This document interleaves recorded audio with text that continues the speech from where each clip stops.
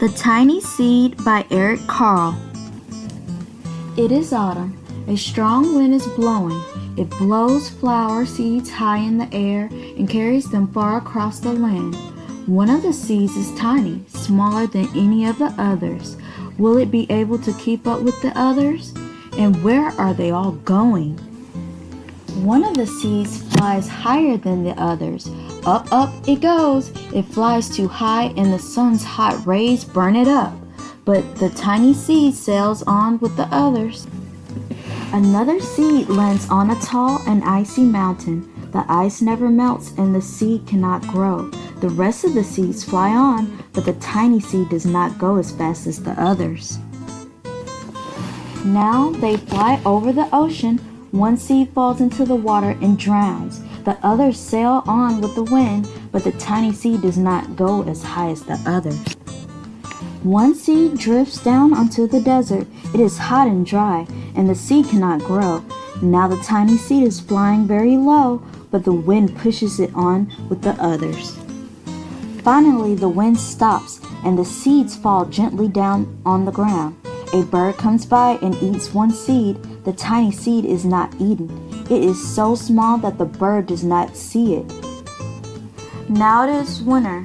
After their long trip, the seeds settle down. They look just as if they are going to sleep in the earth.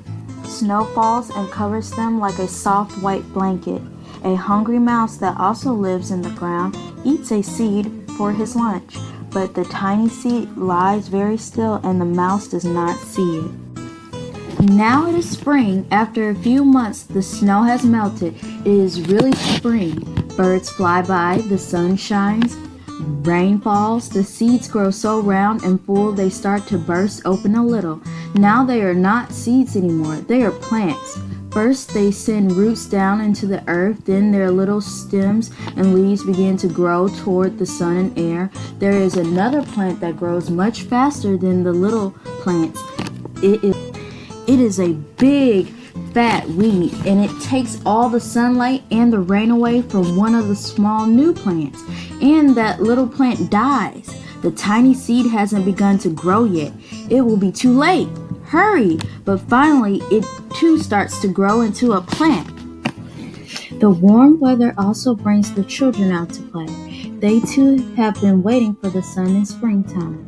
One child doesn't see the plants and he runs along and he breaks one. Now it cannot grow anymore.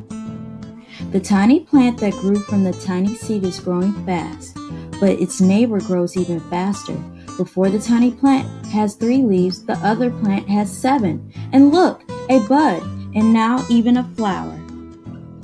But what is happening? First there are footsteps, then a shadow looms over them, then a hand reaches down and breaks off the flower. A boy has picked the flower to give to a friend. It is summer. Now the tiny plant from the tiny seed is all alone. It grows on and on. It doesn't stop. The sun shines on it and the rain waters it. It has many leaves. It grows taller and taller. It is taller than the people. It is taller than the trees. It is taller than the houses. And now a flower grows on it. People come from far and near to look at this flower. It is the tallest flower they have ever seen. It is a giant flower. All summer long, the birds and the bees and the butterflies come visiting. They have never seen such a big and beautiful flower. Now it is autumn again. The days grow shorter, the nights grow cooler, and the wind carries yellow and red leaves past the flower. Some petals drop from the giant flower, and they sail along with the bright leaves over the land and down to the ground.